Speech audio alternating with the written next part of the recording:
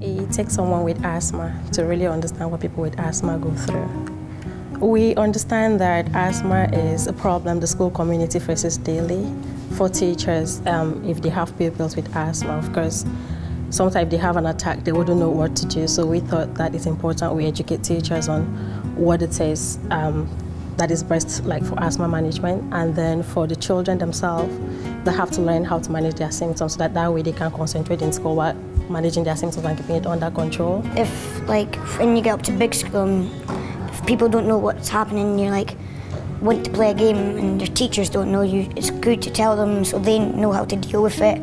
If you do ever have an asthma attack or something's wrong with your breathing, they would know how to deal with what you're feeling. So yeah, I think it's a good way. Good afternoon, boys and girls.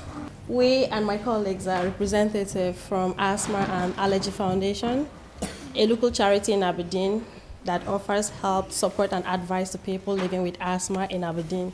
I would like to welcome the Lord Provost here, and he has something special to tell us today. I think there's many of you here today that are lucky, like me, that you don't have asthma, you don't have to live with asthma, but I think it's very useful that we all learn a bit and learn about our friends who do have asthma so that we can be supportive and understand what condition that they live with. Because this is the first school that has had this presentation and the gift of the flow meters for the asthma sufferers. In the longer term, every school in Aberdeen will have had this presentation.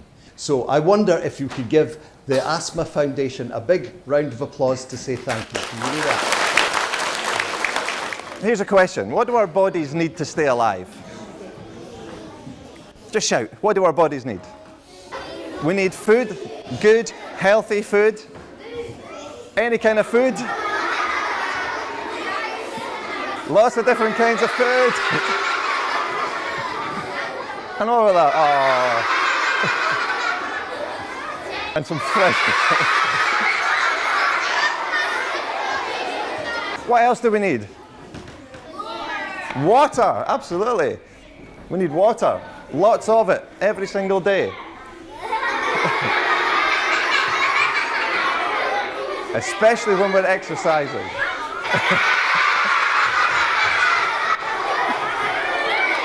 And what else do we need to survive? Yes. Air, absolutely, well done. We need air, especially when we're exercising. And when we're swimming.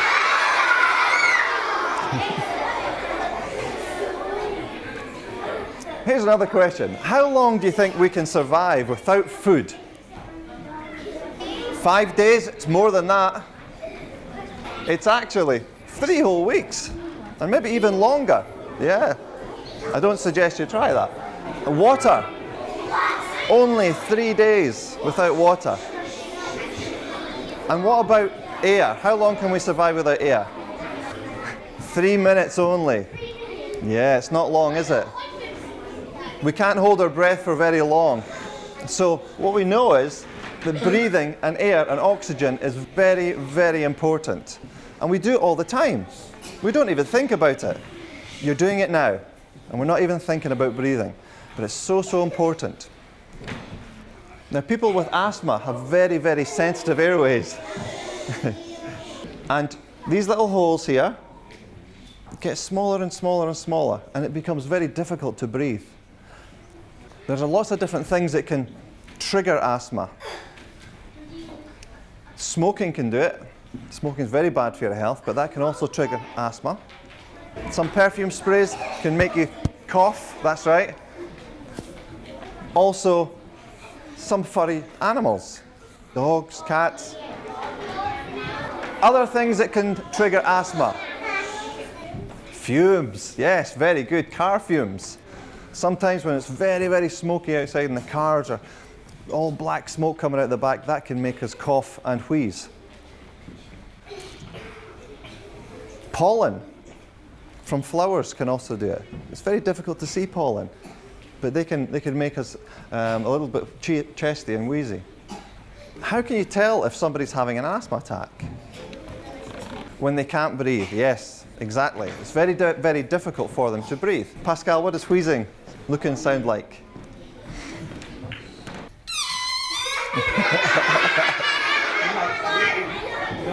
If somebody's having a very severe asthma attack, there are other things to look for. They may be pale or sweaty. Blue lips. If anyone's got any blue lipstick, we can put some lipstick on Pascal.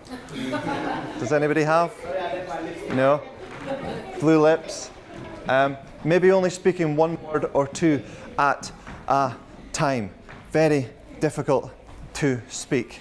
And also sucking in of skin of the throat, breathing so hard, so hard that the skin is sucked in and you can see it. So these are things to look out for. What can we do to minimize the symptoms of asthma? What can we actually do? We can use an inhaler, a blue reliever inhaler. We can try and reduce our contact with furry animals. Maybe not use so much spray and perfume. And we can also check our lungs using a peak flow meter. I need a couple of volunteers now. We'll get a little bit of dressing up. Go, go!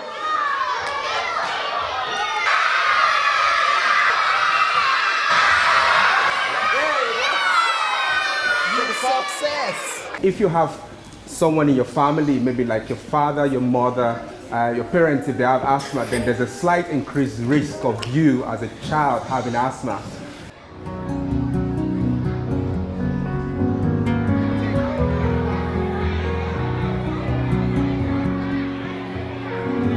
A big thank you to Lord Provost for taking time out of his busy schedule to come along today. So let's show these people a big welcome and thank you.